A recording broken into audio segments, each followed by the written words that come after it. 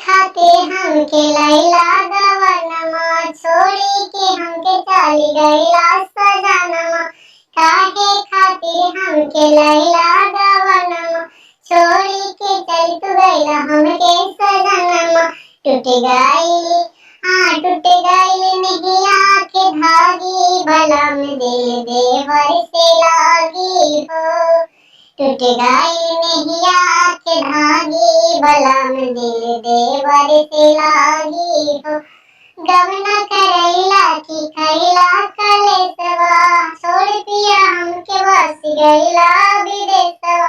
गवना करैला की खैला कलेसवा, छोड़ पिया हमके बस गईला परदेसवा।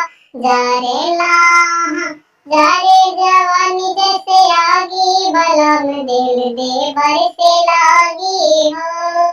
जारे जवानी जैसे आगी, बलम दिल देवर से लागी हो। अगर लोगन के हमार वीडियो पसंद आए तो लाइक जरूर करें और चैनल को सब्सक्राइब करें।